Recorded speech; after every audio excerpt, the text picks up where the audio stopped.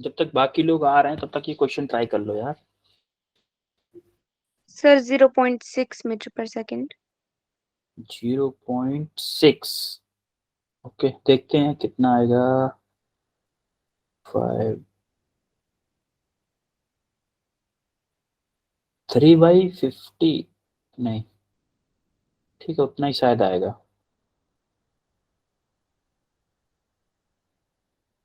3 Newton का force लग रहा है, आपको एक्सेलरेशन पूछा है, तो 3/5 आएगा ना। 3/5 0.6 ही होगा। अरे F equal to yes M A sir. लगा दो ना, सीधा सीधा F equal to M A. आने दो बाकी लोग भी, 28 हुए हैं अभी, कुछ लोग और आ जाएं तब स्टार्ट करें फिर।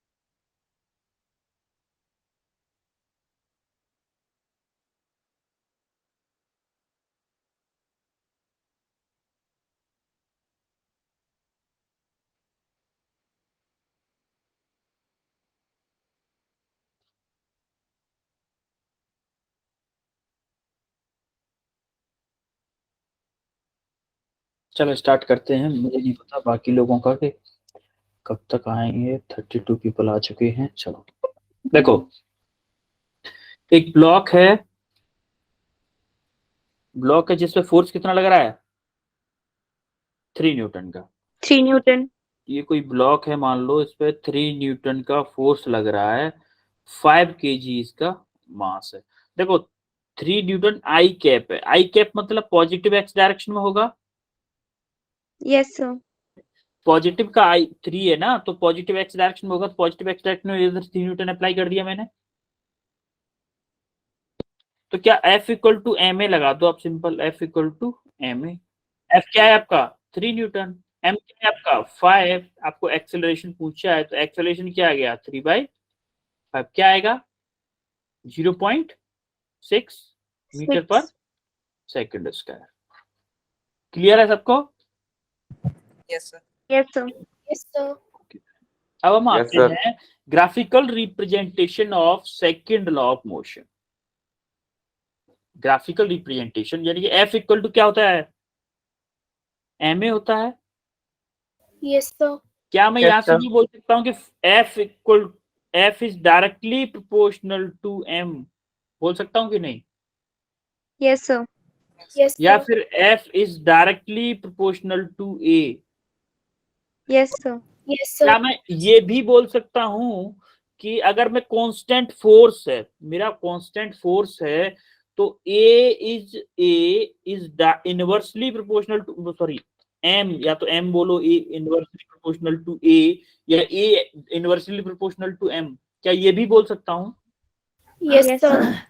अब देखो डायरेक्टली प्रोपोर्शनल का मतलब क्या होता है, जैसे कि यहाँ पे F directly proportional to A है, तो इसका मतलब ये है जैसे जैसे हम फोर्स बढ़ाएंगे वैसे वैसे ही हमारा एक्सेलरेशन बढ़ेगा। जैसे जैसे देखो, फोर्स हमारा मान लो यहाँ पे लिया हमने, तो एक्सेलरेशन कितना आ रहा है, इतना आ रहा है। फोर्स मैंने बढ़ाया थोड़ा सा, तो देखो एक्सेलरेशन एक्सेलरेशन भी बढ़ रहा है।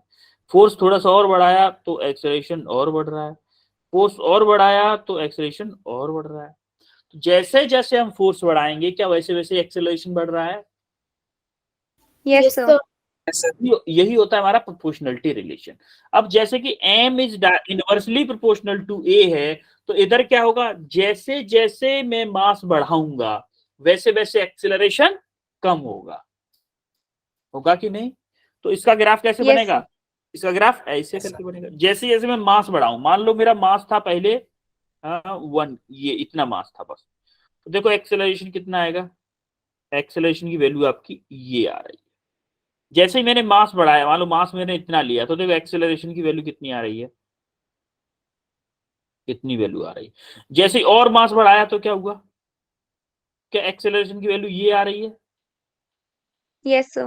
जैसे जैसे मैं मास को बढ़ा रहा हूं एक्सेलरेशन कम होता जा रहा है।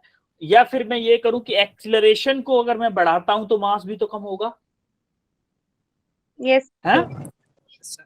तो हमारा जनरली हमारे Yes, sir. हाथ में क्या होता है, जैसे मेरे पास कोई ऑब्जेक्ट है 1 kg का, तो हमारे हाथ में जनरली उसका मास कम नहीं कर सकते हम, इसीलिए हम क्या करते हैं, एक्सीलरेशन से खेलते हैं। जैसे जैसे एक्सीलरेशन मास बढ़ा रहे हैं किसी ऑब्जेक्ट का, वैसे वैसे एक्सीलरेशन कम होता जा रहा है। या फिर किसी ऑब्जेक्ट का अगर एक्सीलरेशन बढ़ाना है हमें, तो उसका मास हमें कम करना पड़ेगा फॉर सेम फोर्स।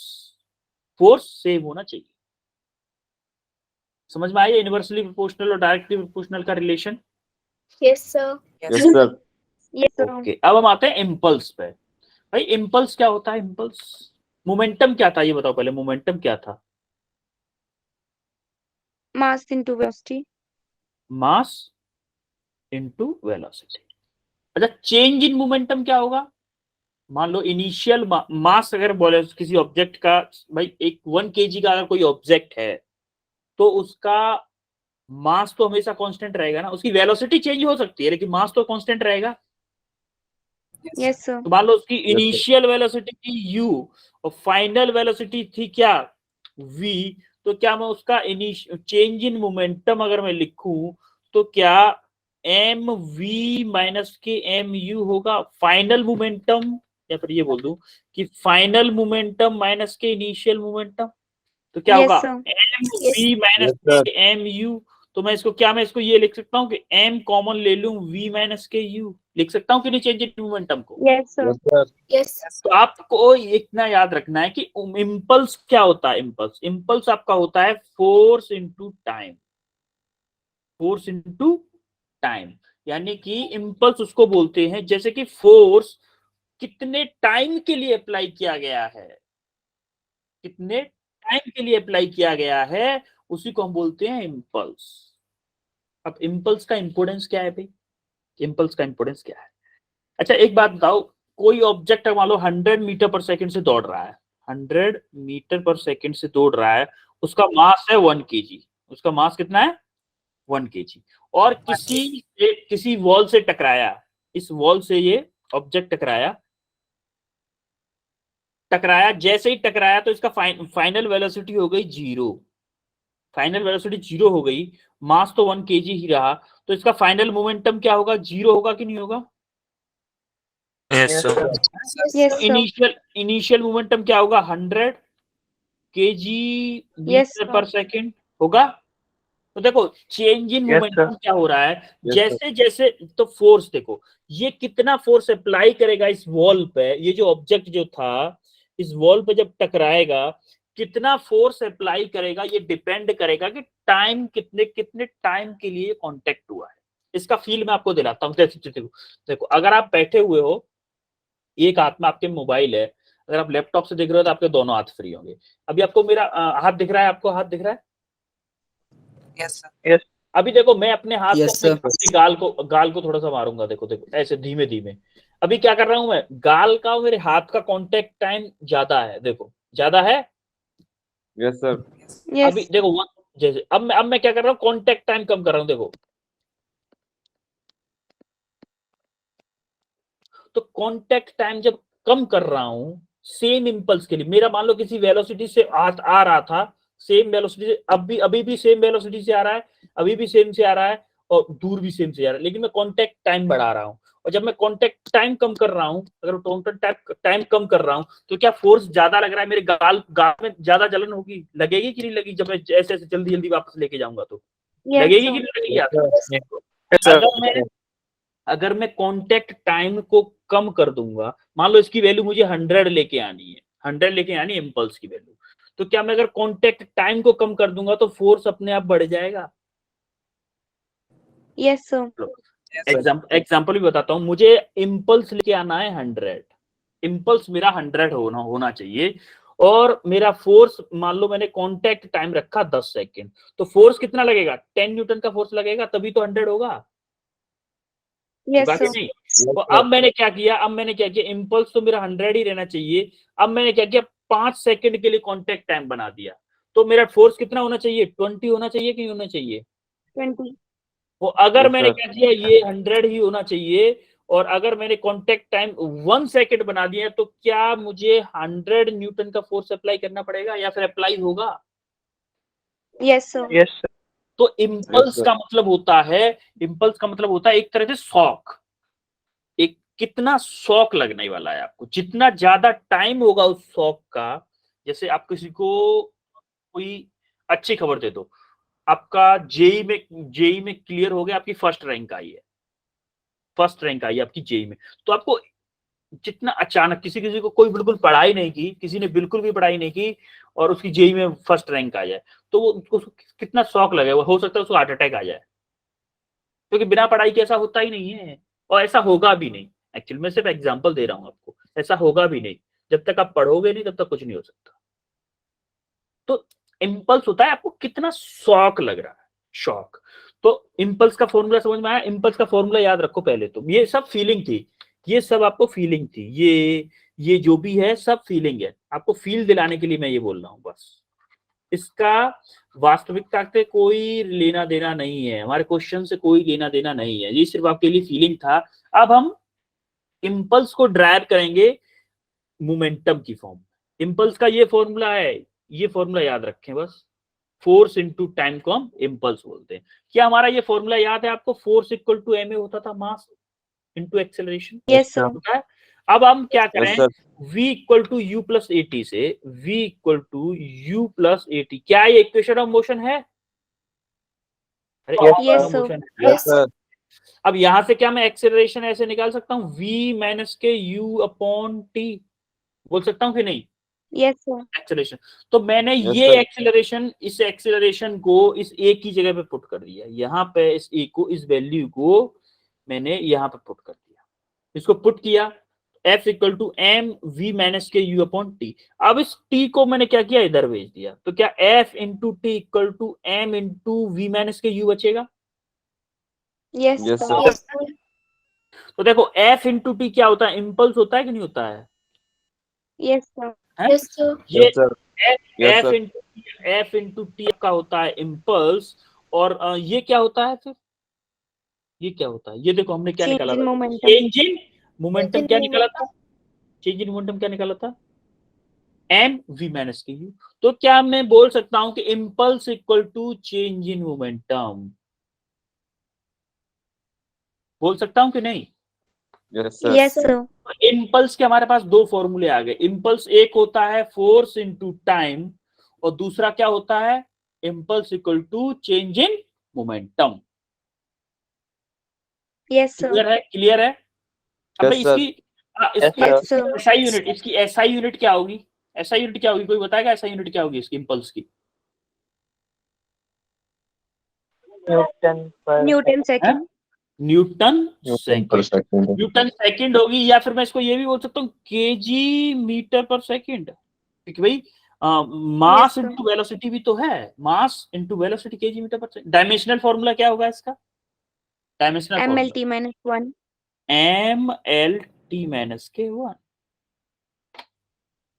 क्लियर है? ये इम्पल्स वाला कंसेप्ट क्लियर है आपको सबको? Yes, sir. Yes, sir. Yes. अब देखो, अब इसका कुछ Yes, sir. एप्लीकेशन देखते हैं। अब इसका कुछ हम एप्लीकेशन देखते हैं। आपने देखा होगा कि जब क्रिकेटर कैच लेता है ना, ऐसे कैच ले रहा है, तो वो अपने हाथ को पीछे की तरफ लेता जाता है। पीछे की तरफ लेता है कि नहीं लेता है? अरे Yes, जब sir. Cricketer catch, Yes, sir. अब आप कभी भी मैच देखोगे तो आप इतना याद रखना, कभी कभी तो सीधा कैच ले लेगा, सीधा। लेकिन बहुत ज्यादा तेज बॉल आएगी ना, जैसे स्लिप पे लगते हैं या फिर किसी अच्छे शॉट वाली जगह पे लगते हैं, तो बहुत तेज बॉल आती है, तो बॉल को पकड़ते ही अपने हाथ को पीछे की तरफ लेगा। पीछे की अच्छा। तरफ क्यों लेता है? क्यों लेता है पीछे की तरफ? क्यों लेता है पता है? वो क्या करता है, कॉन्टेक्ट टाइम को बढ़ाता है। कॉन्टेक्ट टाइम को बढ़ाता है। भाई बॉल अगर ऐसे आ रही है, अगर मैं यहीं पे रखूंगा हाथ को, यहीं पे हाथ को रखूंगा, तो मान लो इसका इनिशियल मोमेंटम था, इस टाइम पे उसका मोमेंटम था 100, और यहीं पे हाथ को अगर मैं रोक दूंगा, उसी बॉल को यहीं पे हाथ पे रोक दूंगा, तो इसका तुरंत अगले ही सेकंड उसका मोमेंटम 0 हो जाएगा कि नहीं हो जाएगा? Yes, sir. Yes, sir. Yes, sir. Momentum के चेंज होने का जो रेट है, मोमेंटम के चेंज होने का जो रेट है, क्या वही फोर्स होता है?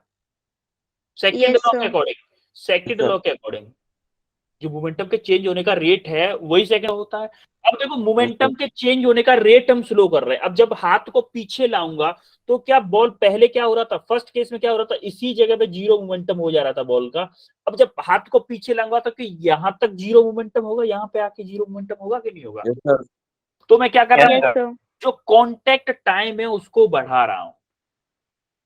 कांटेक्ट टाइम को जैसे ही बढ़ा दूंगा तो क्या फोर्स अपने आप कम हो जाएगा? Yes, sir. Yes, sir. तो क्या Yes, sir. कांटेक्ट, जैसे देखो फोर्स क्या होता है, फोर्स क्या होता है, टाइम के इनवर्सली प्रोपोर्शनल होता है। जैसे जैसे कांटेक्ट टाइम बढ़ेगा वैसे आपका फोर्स कम हो जाएगा। अब देखो इस वाले केस में, फर्स्ट वाले केस में देखो, कार वाले केस में देखो, फर्स्ट ये है, सेकंड ये। फर्स्ट वाले में देखो एयर बैग नहीं खुल रहा है, तो देखो इस फर्स्ट वाले की मुंडी को देखना, हेलमेट टूट जाएगा। देखो हेलमेट, उसका हेलमेट टूट जा रहा है। देखो फर्स्ट वाले का हेलमेट टूट गया, सेकंड वाले का नहीं टूट रहा है। देखो फर्स्ट वाले में का एयर बैग कार का नहीं खुल रहा है, तो क्या होगा, देखो अचानक से गाड़ी का मोमेंटम तो जीरो हो ही रहा है कार से टकरा के। वो दीवार से टकरा के कार जब टकरा रही है तो मोमेंटम तो जीरो हो ही रहा है ना कार का। Yes, Yes, sir. sir. Yes, sir.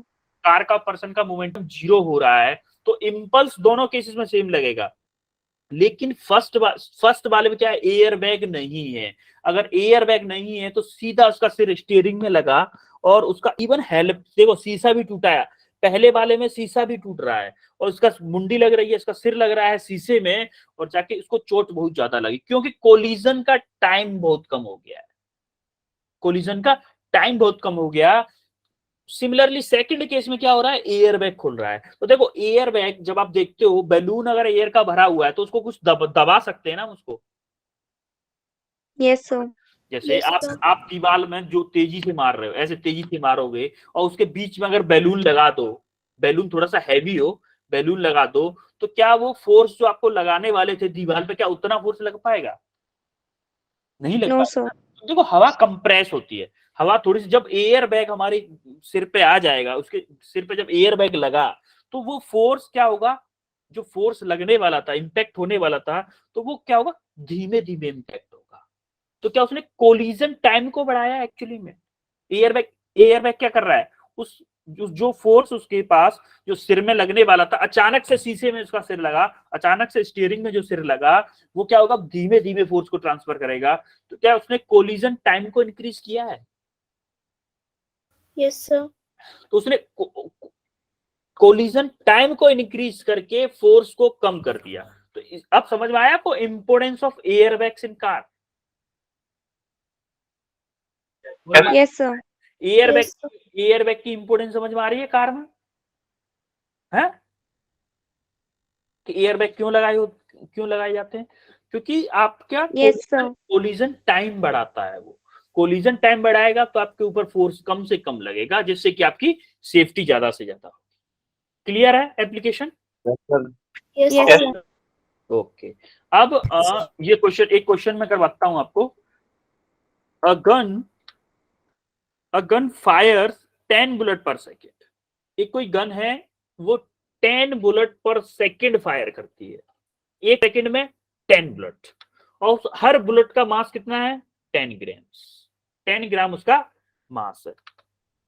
तो मुझे ये बताओ, एक गन एक मिनट, एक सेकंड में कितने बुलेट हैं? 10 बुलेट्स हैं कि नहीं? Yes, sir. Yes, sir. एक सेकंड में कितना मास निकलेगा बुलेट से? टोटल मास कितना हुआ बुलेट्स का? क्या 10 बुलेट्स हैं, 10 ग्राम उसका मास है, क्या 100 ग्राम मास हो गया? Yes, sir. सेकंड 100 ग्राम निकल रहा है ना? तो क्या मैं m इक्वल टू 0.1 kg हो गया भाई? 100 ग्राम को Yes. 0.1 kg लिख Yes, सकता हूँ sir. ना? तो हमारा फोर्स का फॉर्मूला क्या था, change in momentum per unit time था कि नहीं?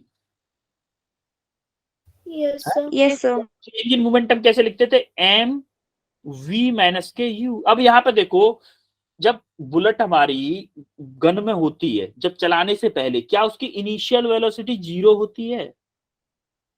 Yes, sir. और उससे नोजल से उसके मजल वेलोसिटी मतलब जो गन से निकल रही है वेलोसिटी, वो क्या है, 50 मीटर पर सेकंड। तो v क्या 50 मीटर पर Yes, सेकंड sir. हो?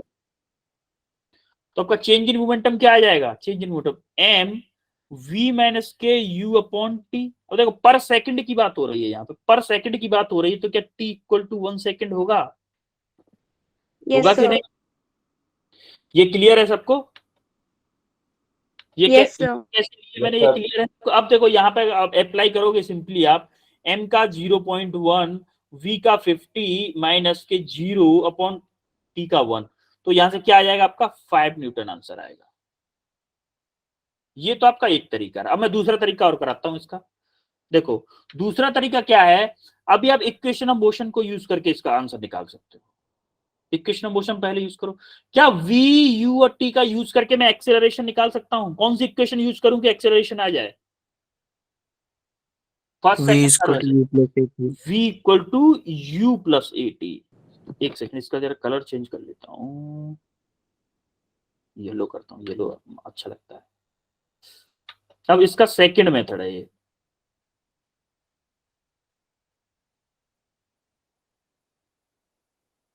सेकंड मेथड क्या है, देखो हमने इक्वेशन अप्लाई की v equal to u plus at, ठीक है। v क्या है 50, u आपको 0 दिया Yes, है, sir. a हमें निकालना है, t आपका 1 सेकंड, तो हमारा a कितना आ गया 50 मीटर पर सेकंड स्क्वायर आया कि नहीं आया एक्सेलरेशन? Yes, sir. क्लियर है एक्सेलरेशन कैसे निकाला? Yes, क्या मैं sir. अब Yes, न्यूटन, sir. क्या मैं Yes, sir. न्यूटन का सेकंड लॉ अप्लाई कर सकता हूँ? Second law, Yes, sir. Newton का सेकंड लॉ अप्लाई किया मैंने, F equal to M A. मुझे फोर्स ही निकालना है, m कितना है, m कितना है 0.1 kg 0.1. है ना, 0.1 kg। तो m अपना 0.1 इंटू एक्सेलरेशन कितना है 50, Yes, तो sir. कितना आया, फोर्स कितना आया 5 न्यूटन आया कि नहीं आया? Yes, sir. आप Yes, इस sir. मेथड से भी निकाल सकते थे और चेंज इन मोमेंटम से भी निकाल सकते हो, दोनों तरीके से इस क्वेश्चन को कर सकते हो। दोनों तरीके क्लियर है आपको? Yes, sir. Yes, sir. Yes, sir. हाँ क्लियर है, तो फिर इस क्वेश्चन को भी बताओ जरा। एक मिनट है इसके लिए, तो आपके लिए 1 मिनट ओनली, 1 मिनट ओनली इस क्वेश्चन के लिए, ओनली 1 मिनट।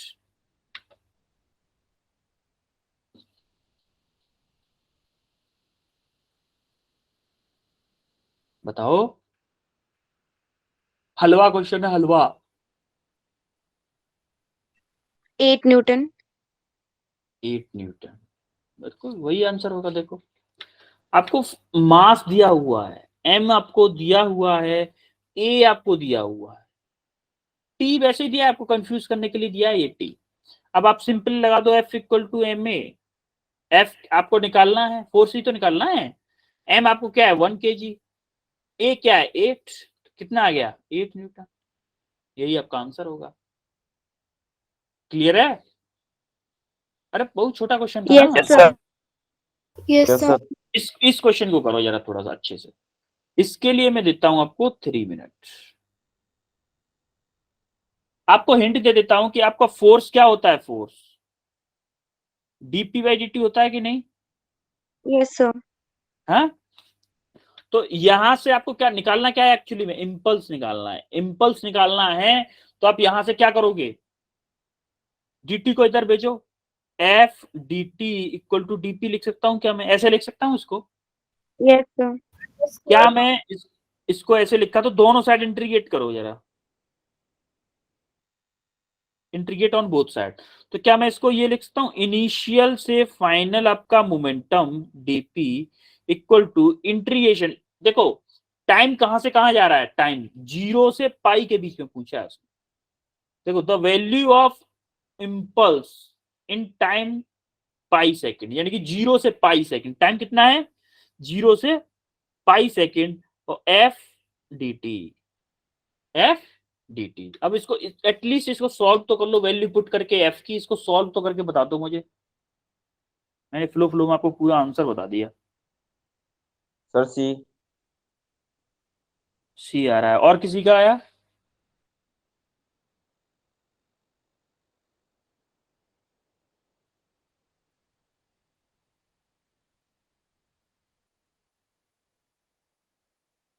और किसी का आया कुछ, डी या सी या डी कुछ भी आया हो? जरूरी थोड़ी ना कि सी सही हो।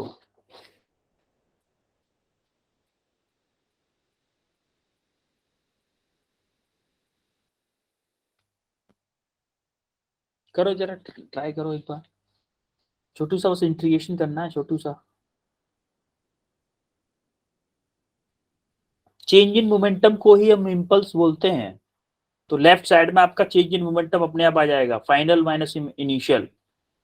चेंज इन मोमेंटम होगा वो, उसी को इम्पल्स बोलेंगे। और लेफ्ट साइड में आपको एफ की वैल्यू पुट करनी है इसमें 100 sin t, और उसको इंटीग्रेट करना है, बस आपका आंसर आ जाएगा।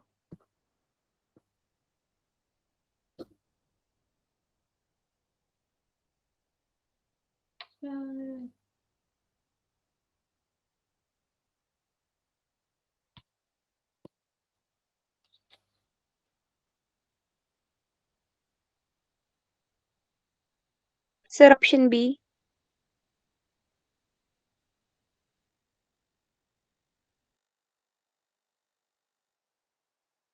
ऑप्शन बी किसका आ रहा है? ऑप्शन बी तो शीचल का आ रहा है। ओके, और किसी का कुछ आया?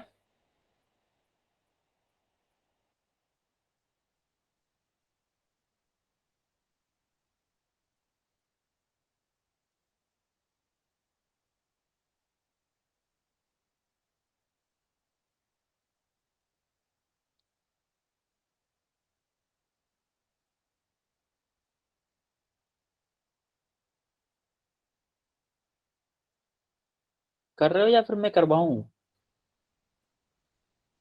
सर आप पढ़ा दो। ओके, अच्छा दीपक भाटी का भी ऑप्शन सी आया है। ओके चलो, देखो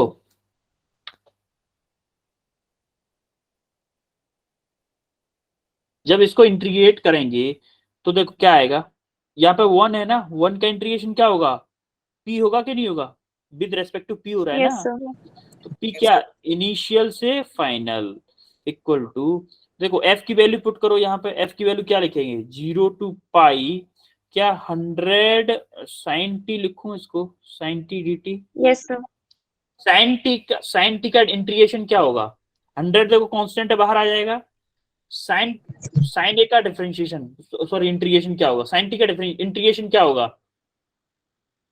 Minus sin t का cos. माइनस के cos t, माइनस के cos t, 0 से पाई। अब देखो आप इसकी वैल्यू पुट करो यहाँ पे क्या होगा? फाइनल मोमेंटम माइनस के इनिशियल मोमेंटम, देखो अपर लिमिट माइनस के लोअर लिमिट कर दे, तो फाइनल मोमेंटम माइनस के इनिशियल मोमेंटम इक्वल टू, देखो इधर क्या है 100, अब यहाँ अपर लिमिट क्या है? पाई है, तो माइनस के कॉस पाई, माइनस फॉर्मूले में आता है, और ये माइनस अलग से दिया हुआ है, माइनस माइनस के कॉस 0। क्लियर है? वैल्यू कैसे पुट की है मैंने, लिमिट्स कैसे पुट की है, समझ में आ रहा है कि नहीं? Yes, Yes, sir. sir. अब देखो यहाँ पे क्या है? Change in momentum, change in momentum को क्या हम इम्पल्स बोलते हैं?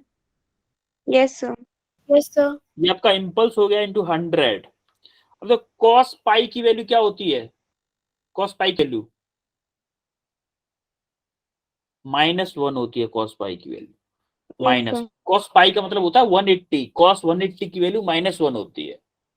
और जब आप इसको देखोगे, यहाँ माइनस है पहले से ही, और ये वाला माइनस कॉस 0 की वैल्यू 1, तब इधर इसको सॉल्व करोगे तो क्या आएगा? 100 इंटू, देखो ये माइनस माइनस प्लस हो गया, ये माइनस माइनस प्लस हो गया, तो क्या आएगा? 1 + 1, तो इम्पल्स क्या आ गया? 200 आएगा कि नहीं आएगा न्यूटन सेकेंड?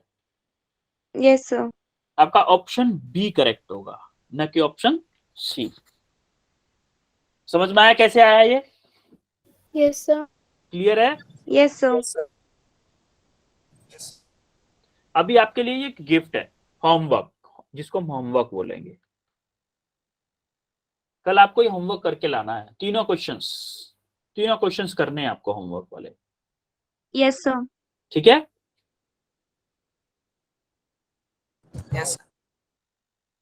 स्क्रीनशॉट ले लिया आपने इसका?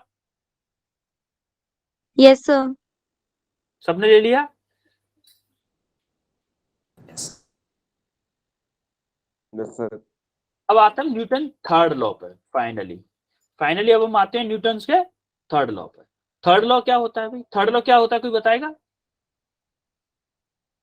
Third law, To every action, there is an equal and opposite reaction. Reaction, every action there equal and opposite reaction. देखो जैसे कि ये बंदा जब दौड़ के आ रहा है तो देखो नाव को जैसे ही इधर से फलांगने की कोशिश करता है, यहां से देखो इस पॉइंट से जब ऐसे ऐसे कूदता है यहाँ पे, तो ये पीछे की तरफ नाव को धकेल के आता है, जिसकी वजह से क्या होता है, नाव पीछे की तरफ जाती है। इसका रिव्यू देखो यहाँ पे, जैसे ही ये बंदा लास्ट पैर को इस पे रखता था ना, बोट पे जब इसका लास्ट पैर रखा हुआ था, जब इसका लास्ट पैर बोट पे रखा हुआ था, तब ये आगे की तरफ जंप कर रहा था। तो क्या आगे की तरफ जंप कर रहे तो पीछे की तरफ, पीछे वाली जो भी चीज पीछे होती है उसको धकेलते कि नहीं धकेलते? Yes, Yes, sir. sir. जब आप दौड़ते हो तो आप देखोगे, जब रेत में दौड़ते हो, रेत में आप दौड़ते हुए तो देखोगे रेत को पीछे की तरफ फेंकते जाते हैं, पैरों से पीछे की तरफ फेंकते हैं। Yes, sir. ग्राउंड पे पीछे की तरफ फोर्स लगाते हैं, उस वजह से हम आगे की तरफ दौड़ पाते हैं। ग्राउंड पे हम पीछे की तरफ फोर्स लगाते हैं, तो ग्राउंड पे जब पीछे की तरफ फोर्स लगाते हैं, उसी फोर्स की वजह से ये बोट जो है पीछे की तरफ मूव कर रही है। सेम टू सेम ये फोर्स लगता है हमारा रॉकेट पे भी।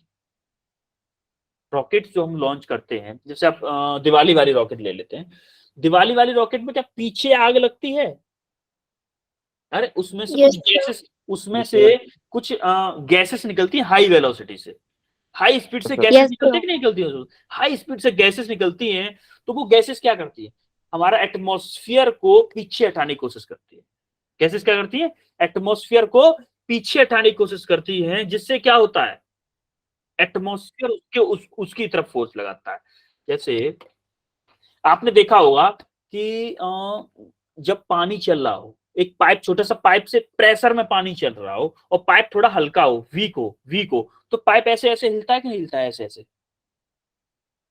yes, sir. Yes, sir. आपने घर में देखा होगा, घर में पाइप से स्पीड में पानी निकल रहा हो, लेकिन स्लो पानी नहीं निकल रहा हो, थोड़ा हाई स्पीड वाला प्रेशर हो, तो पाइप देखो ऐसे ऐसे हिलता है, ऐसे ऐसे हिलने लगता है, अपने आप हिलता है, कोई नहीं हिला रहा, लेकिन फिर भी ऐसे ऐसे हिलता है, सांप की तरह हिलता है। क्यों हिलता है पता है आपको?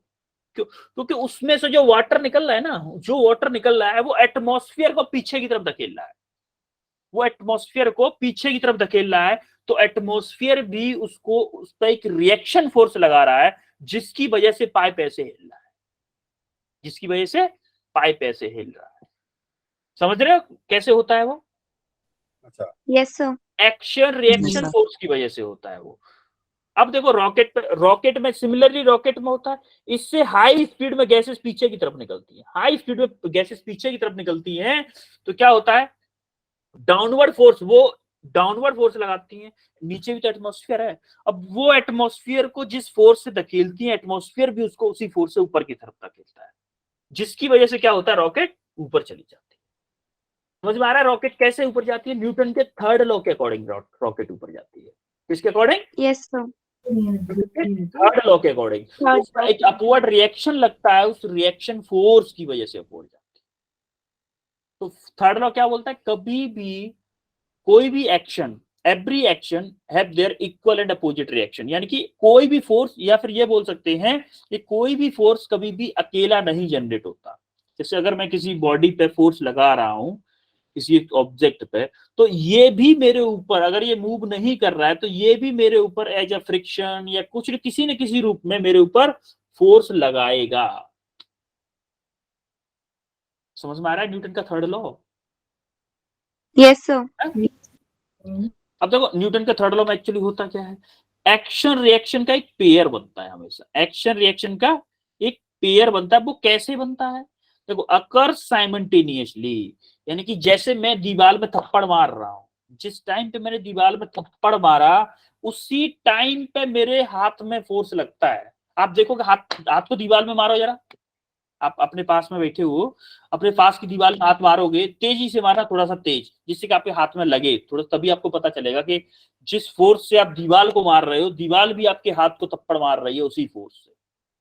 क्या वो सेम टाइम पे दोनों फोर्स लग रहे हैं? Yes, sir. Yes sir. ऐसा तो नहीं हो रहा कि आपने अब जाके अब आप दीवार में मारा है और कल जाके आपको फोर्स फील हो कि आपके हाथ में जलन होने लगी है। ऐसा नहीं होगा। जिस टाइम पे आप हाथ मार रहे हो दीवार में उसी टाइम पे आपके ऊपर फोर्स लगेगा। तो दोनों एक्शन और रिएक्शन जो पेयर होता है वो दोनों साइमल्टेनियसली लगते हैं, दोनों साइमल्टेनियसली लगते हैं। अब अकर अपोजिट डायरेक्शन, जैसे आप उसको वॉल को अंदर की तरफ धकेल रहे हो तो वॉल आपके हाथ को बाहर की तरफ फोर्स लगाएगी, वॉल आपके हाथ पे बाहर की तरफ फोर्स लगाएगी, तो दोनों फोर्स अपोजिट डायरेक्शन में लगता है। अगर एक्शन मान लो इस डायरेक्शन में लगा रहे हो तो रिएक्शन आपको इस डायरेक्शन में मिलेगा। ये मान लो एक्शन है तो ये आपका रिएक्शन होगा, रिएक्शन हमेशा अपोजिट होगा। Act along the same line, यानी कि अगर आप एक्शन इस डायरेक्शन में लगाओगे तो रिएक्शन सिमिलरली अपोजिट डायरेक्शन में लगेगा। जैसे आप दीवार में जब हाथ लगा रहे हो, जैसे हाथ मार रहे हो, तो आपके सिर्फ जितना हाथ दीवार के कांटेक्ट में आ रहा है उतने ही हाथ को जलन फील होगी। ऐसा नहीं है कि हाथ को मान लो हथेली को मार रहे हो आपके अंगुलियों में जलन फील हो, ऐसा नहीं होगा। जिस पार्ट को से आप फोर्स लगाओगे, जैसे आप ऐसे ऐसे हाथ करके, जैसे देखो ऐसे हाथ करके ऐसे उंगलियों को मारो दीवार में, उंगलियों के मारोगे तो सिर्फ उंगलियों में लगेगी, हथेली में नहीं लगेगी। इसका मतलब जो रिएक्शन फोर्स लगता है वो एक्शन के just along the same axis लगता है। जैसे अगर आप वर्टिकली लगाओगे तो वर्टिकल डायरेक्शन में ही रिएक्शन लगेगा, और आप हॉरिजॉन्टल फोर्स लगाओगे एक्शन वाला तो हॉरिजॉन्टल डायरेक्शन में ही एक्शन फोर्स लगेगा, रिएक्शन लगेगा अलोंग द सेम लाइन। और डिफरेंट ऑब्जेक्ट मतलब एक्शन में अपने हाथ से लगा रहा हूं दीवार पे, लेकिन दीवार मेरे हाथ पे लगा रही है एक्शन, रिएक्शन फोर्स। यानी कि एक्शन किस पे लग रहा है, हाथ से दीवार पे लग रहा है, लेकिन रिएक्शन कैसे लग रहा है, दीवार से हाथ पे। तो ऑब्जेक्ट डिफरेंट है, दोनों ऑब्जेक्ट डिफरेंट। एक टाइम पे ऑब्जेक्ट मेरा हाथ है, एक टाइम पे ऑब्जेक्ट दीवार है। समझ में आ रहा है कि नहीं आ रहा है? Yes, sir. Yes, sir. अब equal in magnitude and same in nature, देखो मैग्नीट्यूड जैसा कि थर्ड लॉ भी कहता है, equal and opposite reaction. Equal मतलब जिस फोर्स से मैं दीवार को धक्का मार रहा हूं दीवार भी मेरे को उसी फोर्स से धक्का मार रही है, दीवार भी मुझे उसी फोर्स से धक्का मार रही है। लेकिन सेम इन नेचर, अगर मैं दीवार को कंप्रेस कर रहा हूं तो दीवार भी मुझे कंप्रेस करने की कोशिश करेगी। कर रही है कि नहीं कर रही है दीवार भी आपको कंप्रेस करने की? Yes, sir. है?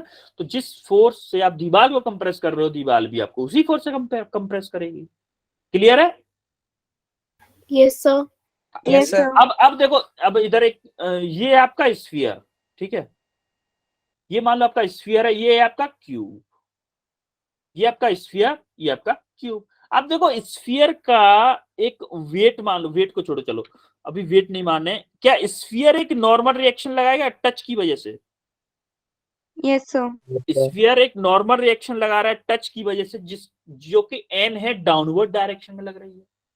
तो क्या क्यूब भी स्फीयर के ऊपर रिएक्शन फोर्स लगाएगा अपवर्ड डायरेक्शन में अलोंग द सेम एक्सिस? देखो एक्सिस दोनों की सेम है, ये वाली वर्टिकल एक्सिस आपको जो रेड रेड दिख रही है, एक्सिस पूरे में सेम है। समझ में आया कि नहीं आया कुछ? Yes, sir. Yes, sir. Action reaction वाला पेयर समझ में आया कैसे लगता है? Yes, sir. क्लियर है? ओके देन एक और एप्लीकेशन देखते हैं न्यूटन थर्ड लॉ का, एक दो एप्लीकेशन। अब देखो आपने देखा होगा जब आप आगे की तरफ चलते हो, जब आगे की तरफ चलते हो तो आपका वेट जो होता है ना ऐसे लगता है, क्योंकि अब देखो पीछे से एड़ी तो उठ जाती है हमारी, पंजा आगे वाला हिस्सा टच में रहता है, तो आगे वाला हिस्सा जो टच में रहता है, जितना फोर्स आप ग्राउंड पे लगाते हो एज अ एक्शन, जो आपका वेट जो होता है, एक्चुअली वेट क्या होता है, फोर्स क्या होता है आपका, वेट ही होता है वो, weight as a in terms of force लगता है वो। तो जैसे ही आपका वेट इस पे लगेगा तो आप मान लो 100,000 न्यूटन लगा रहे हो, आप 1000 न्यूटन आप ग्राउंड पे फोर्स लगा रहे हो, तो ग्राउंड भी जस्ट अपोजिट फोर्स लगाएगी, कितना, 1000 न्यूटन लगाएगी। तभी पॉसिबल है कि आपका पैर बिना जमीन में धसे आगे बढ़ सकता है। क्लियर है कि नहीं? Yes sir. अगर Yes, आपका वेट अगर 1000 न्यूटन है तो ग्राउंड पर आप 1000 न्यूटन लगा रहे हो, ग्राउंड भी आपके ऊपर 1000 न्यूटन लगा रहा है। तभी दोनों पॉसिबल हैं कि आगे बढ़ते रहें और किसी को भी डिफॉर्मेशन ना हो। अब देखते हैं इस दादी वाले केस में। नीचे जो दिख रहा है ना आपको, दादी बैठ रही है। देखो दादी का वेट मान लेते हैं हम 60 केजी वेट था नानी दादी का, यानी कि मान लेते हैं 600 न्यूटन। अब देखो दादी ने जैसे एक 600 न्यूटन डाउनवर्ड डायरेक्शन में अपना फोर्स लगाया, तो क्या कुर्सी को भी दादी पे 600 न्यूटन फोर्स लगाना पड़ेगा? Yes, लगाना sir. पड़ेगा कि नहीं? अब देखो कुर्सी की इतनी कैपेसिटी नहीं है कि वो दादी पे 600 न्यूटन ना लगा सके, कुर्सी की स्ट्रेंथ ही नहीं है इतनी कि 600 न्यूटन फोर्स लगा सके। तो देखो पैर कपते हुए दिख रहे हैं, पैर कप रहे हैं इसके कुर्सी के। Yes, sir. तो पैर Yes. क्यों कांप रहे, पैर क्यों कांप रहे? क्योंकि कुर्सी की कैपेसिटी नहीं है 600 न्यूटन फोर्स लगाने की, इसीलिए वो टूट गई। देखो टूटेगी, टूट गई।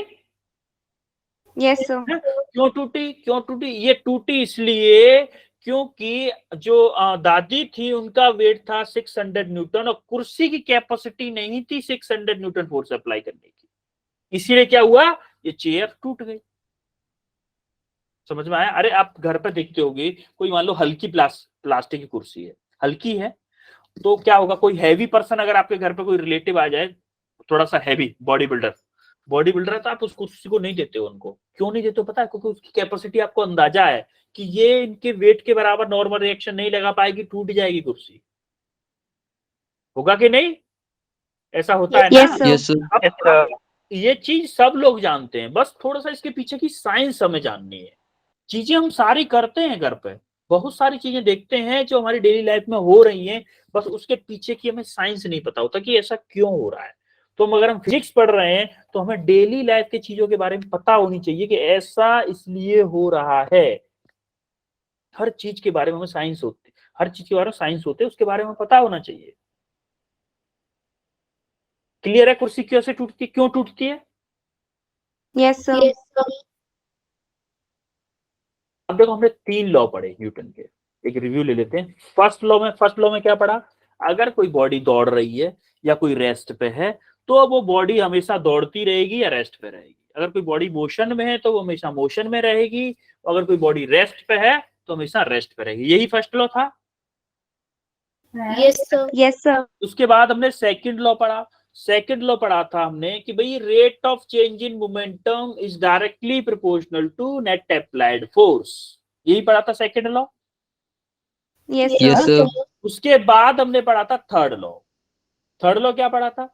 थर्ड लॉ था कि भाई कोई भी फोर्स अगर हम किसी बॉडी पे अप्लाई कर रहे हैं तो वो कभी अकेला नहीं लगेगा, वो हमेशा एक रिएक्शन फोर्स लेके आएगा। तो या फिर ये बोल सकते हैं all forces in nature are always generated in pair, यानी कि कोई भी फोर्स अकेला कभी भी जनरेट नहीं हो सकता। यानी कि अगर कोई फोर्स लग रहा है, तो मान लो कोई ब्लॉक है, कोई दीवार है, मान लो दीवार का ही एग्जांपल ले रहे हैं तो दीवार ही ले लेते हैं। ये मान लो कोई दीवार है,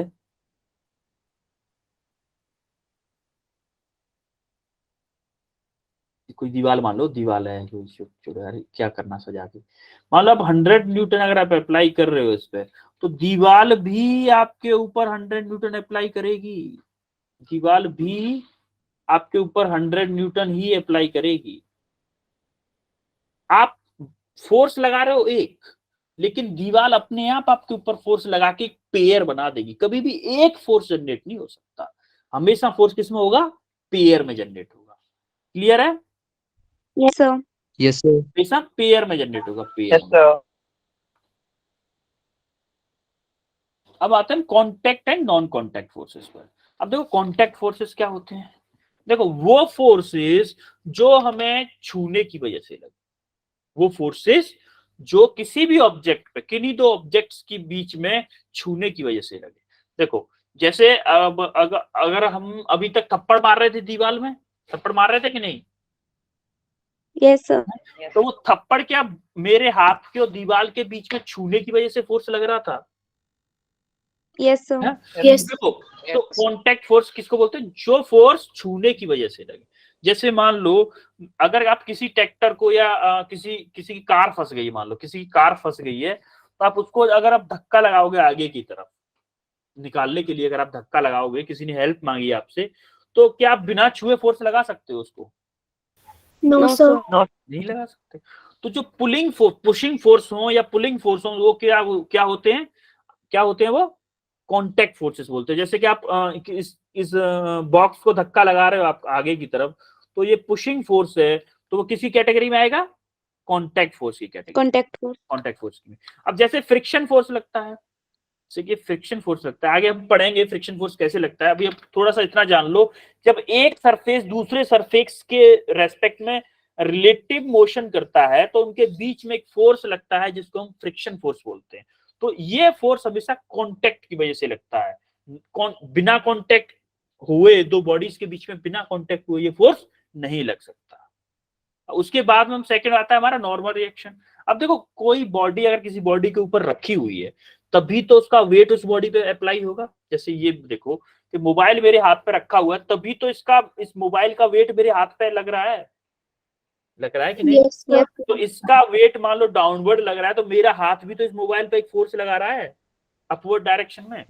यस सर। है तो Yes, उस sir. अपवर्ड डायरेक्शन, क्या ये कांटेक्ट की वजह से ही आया है? कि इस कांटेक्ट की वजह से तो आया है, वेट डाउनवर्ड और नॉर्मल रिएक्शन अपवर्ड। आया है कि नहीं? Yes, yes sir. Sir.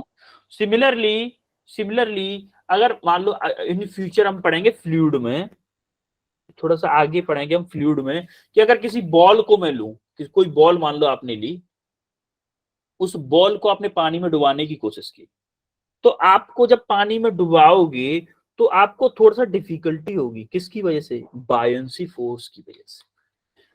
Buoyancy force की वजह से जब आप ऐसे हाथ से दबा रहे हो बॉल को नीचे की तरफ, हाथ से दबा रहे हो, तो आपको डिफिकल्टी होती है कि नहीं होती है पानी में बॉल को डुबाने में? प्लास्टिक की बॉल है मान लो, अरे यस सर। जब आप बाल्टी में पानी में डुबाओगे तो आपको थोड़ी सी डिफिकल्टी होगी, फोर्स लगाना पड़ेगा उसको दबाने के लिए। तो वो किसकी वजह से होता है? बायंसी फोर्स की वजह से। बायंसी फोर्स की वजह से। तो क्या वो कांटेक्ट की वजह से आता है? पानी से जब बॉल को कांटेक्ट में लाते हो तभी तो वो फोर्स लगता है। जब बॉल आप अपने हाथ में पकड़े हुए थे, बाल्टी पानी नीचे रखी हुई थी, क्या तब पानी के और बॉल के बीच में कोई फोर्स लग रहा था? No sir. नहीं लग रहा था ना। तो ये किसकी वजह से होता है? बायंसी फोर्स किसी वजह से आता है? कांटेक्ट फोर्स की कैटेगरी में आता है। क्लियर है? अब देखता हूं टेंशन। भाई देखो टेंशन क्या होती है? मान लो ये जो टेंशन फोर्स आ रहा है, क्या ये ब्लॉक से बंधा हुआ है? इस वाले ब्लॉक से बंधा हुआ है ना ये स्ट्रिंग बंधी हुई है ना, तो ये बंधी हुई है इसीलिए तो इस पे फोर्स आ रहा है। अगर ये मान लो स्ट्रिंग को खाली छोड़ दो, इस ब्लॉक से खाली छोड़ दो, तो क्या इस पे कोई फोर्स लगेगा स्ट्रिंग पे? तब तो कोई फोर्स नहीं लगेगा ना। रस्सी पे, अरे रस्सी मान लो खुटी पे उस पे टंगी हुई है, मान लो किसी दीवार पे कोई खुटी है या फिर कोई चोवा है, मतलब कोई कीला वगैरह ठुका हुआ है दीवार में, उस पे आपने कोई रस्सी टांग दी, क्या उस पर कोई फोर्स लग रहा है उस टाइम पे? कोई फोर्स नहीं लगता उस टाइम पे। जब तक आप उसको खींचोगे नहीं एक साइड से, किसी ब्लॉक से नहीं लटकाओगे या फिर कुछ लटकाओगे, तब तक उस पर कोई फोर्स नहीं लगेगा। तो वो फोर्स भी किसकी कैटेगरी में आता है? कांटेक्ट फोर्स की कैटेगरी में आता है। समझ में आया चार फोर्स कैसे कांटेक्ट की कैटेगरी में आ रहे हैं? Yes, sir. अब हम आते हैं कांटेक्ट फोर्स। देखो कांटेक्ट फोर्स एक्चुअली में क्या होता है? इलेक्ट्रोमैग्नेटिक इन नेचर होता है। इलेक्ट्रोमैग्नेटिक इन नेचर वही कैसे? देखो जब जो दो सरफेस कांटेक्ट के में आ रहे होते हैं, उनके बीच में देखो इस सरफेस पे भी कुछ इलेक्ट्रॉन्स होंगे कि नहीं? फ्री इलेक्ट्रॉन्स कुछ इस पे भी होंगे, कुछ इस पे भी होंगे। तो इन दोनों के बीच में कुछ बॉन्ड्स बनने लग जाते हैं, जिसको हम बोलते हैं क्या? Cold welding. क्या बोलते हैं?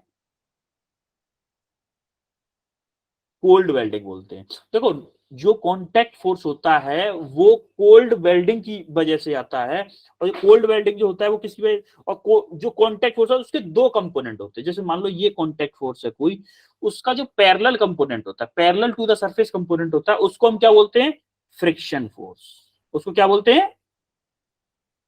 जो friction force. Parallel to the surface होता है उसको हम बोलते हैं फ्रिक्शन फोर्स, और जो नॉर्मल टू द सरफेस होता है उसको हम क्या बोलते हैं? Normal force. क्या बोलते हैं? Normal force. Normal force. देखो इसको हम पढ़ाएंगे फ्रिक्शन चैप्टर में अच्छे से। जो फ्रिक्शन, इस चैप्टर के बाद में आपका अगला टॉपिक स्टार्ट होगा फ्रिक्शन, उसमें हम इसको पढ़ाएंगे फ्रिक्शन चैप्टर को। और नॉर्मल रिएक्शन तो जो आपका नीचे वेट लगता है, जो आपका वेट लगता है उसके जो अपोजिट फोर्स लगता है, अपोजिट इन द सेंस कि जो सरफेस ऑब्जेक्ट पे लगाता है उसको हम क्या बोलते हैं? नॉर्मल फोर्स बोलते हैं। ये थोड़ा सा एडवांस वाला है, थोड़ा सा एडवांस है, एडवांस कंसेप्ट है ये, इलेक्ट्रोमैग्नेटिक नेचर। अभी आप इतना समझो कि जब दो सरफेस कांटेक्ट में आते हैं, जब दो सरफेस कांटेक्ट में आते हैं उनके बीच में एक कांटेक्ट फोर्स होता है, जिसके हॉरिजॉन्टल कंपोनेंट को या फिर parallel to the surface contact component को हम बोलते हैं फ्रिक्शन फोर्स, और पैरेलल वो perpendicular to the surface component को हम क्या बोलते हैं, नॉर्मल फोर्स। क्लियर है? Yes, sir. हाँ, क्लियर है इतना Yes, sir. सबको? Yes sir. Yes. अब हम आते हैं नॉन कॉन्टैक्ट फोर्सेस पे। अब देखो नॉन कॉन्टैक्ट फोर्सेस क्या होंगे?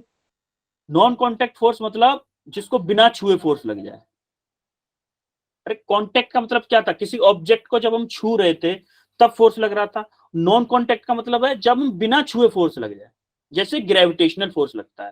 जैसे पेड़ से अब आप कभी आम तोड़ने जाओ या एप्पल तोड़ने जाओ, कभी भी, अरे हिमाचल में तो एप्पल होते हैं ना, Yes, sir. होते हैं। Yes, sir. यस तो जब आप जैसे देखो, ये पेन है मेरे हाथ में, पेन दिख रहा है आपको?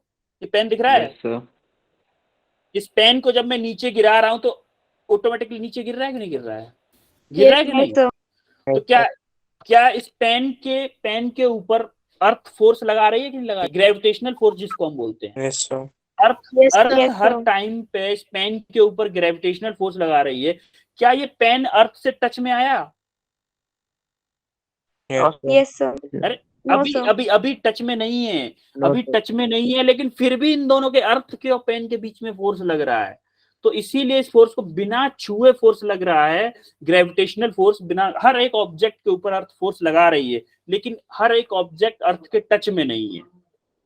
तो हर एक ऑब्जेक्ट अर्थ के टच में नहीं है फिर भी फोर्स लग रहा है, तो ये किस कैटेगरी में आएगा? नॉन कॉन्टैक्ट फोर्स की कैटेगरी। अब सिमिलरली आपने मैग्नेट्स को देखा होगा। अगर आप मैग्नेट्स को एक मैग्नेट से दूसरी, जैसे साउथ टू साउथ पोल मिलाओगे तो क्या होता है? साउथ टू साउथ क्या होता है? रिपल्शन होता है, रिपल्शन होता है। तो देखो आप इस मैग्नेट को Yes, देख sir. रहे हो, इस फर्स्ट वाली मैग्नेट को देख रहे हो और सेकंड वाली को देखो। फर्स्ट वाली को थोड़ा सा आगे ले जा रहा हूं, बिना टच किए हुए सेकंड वाली मैग्नेट पीछे हटती जा रही है। हट रही है कि नहीं? Yes, sir. हाँ? तो ये देखो, कांटेक्ट बिना हुए सेकंड वाली मैग्नेट पे फर्स्ट वाली फोर्स लगा दे रही है, विदाउट किसी कांटेक्ट के। कांटेक्ट नहीं हो रहा है कोई भी, तो इसीलिए इस जो मैग्नेटिक फोर्सेस को क्या बोलते हैं हम? नॉन कांटेक्ट फोर्स की कैटेगरी में आते हैं। अब सिमिलरली थर्ड वाला देखते हैं। थर्ड वाला क्या होता है? इलेक्ट्रोस्टैटिक। इलेक्ट्रोस्टैटिक आपने सुना होगा, अब पॉजिटिव चार्ज रिपेल करते हैं और देखिए नेगेटिव पॉजिटिव चार्ज क्या करते हैं? एक दूसरे को अट्रैक्ट करते हैं। अट्रैक्ट करते हैं कि नहीं? Yes, sir. तो जैसे जब ये Yes, चार्ज, एक चार्ज यहाँ पे था और जब ये चार्ज यहाँ पे था, तो इन दोनों के बीच में एक अट्रैक्शन फोर्स लग रहा था, बिना किसी टच के, बिना किसी टच के एक अट्रैक्शन फोर्स लग रहा था। इसीलिए हम इसको क्या बोले थे? Electrostatic attraction. समझ में आ रहा है कि नहीं? Yes, sir. अब सिमिलरली क्या होता है फोर्थ वाले में? आप देखोगे फोर्थ वाले में क्या होता है? Nuclear force. न्यूक्लियर फोर्स क्या होता है? ये चारों फोर्सेस वैसे मैं आपको पहले पढ़ा चुका हूँ उसमें फिजिकल वर्ड वाले चैप्टर में पढ़ाया था। जो फोर्स न्यूक्लियॉन्स के भीतर लगता है, न्यूक्लियर के भीतर लगता है, न्यूट्रॉन में प्रोटॉन के बीच में जो फोर्स लगता है उसको हम बोलते हैं न्यूक्लियर फोर्स। तो वो फोर्स भी बिना टच के लगता है, मतलब उसमें दूर हो जो प्रोटॉन्स या पास में हो, कोई फर्क नहीं पड़ता। वो फोर्स बहुत स्ट्रॉन्ग फोर्स लगता है वो, लेकिन वो लगता है। क्लियर है? Yes, sir. Yes, sir. Yes sir. Clear है सबको? Contact and non contact force clear है? Yes Yes, sir. कल क्या डेट है? कल 11 ऑफ फेब को अब हम पढ़ेंगे क्या? यहां से इंटरनल एंड एक्सटर्नल फोर्सेस से। ठीक है?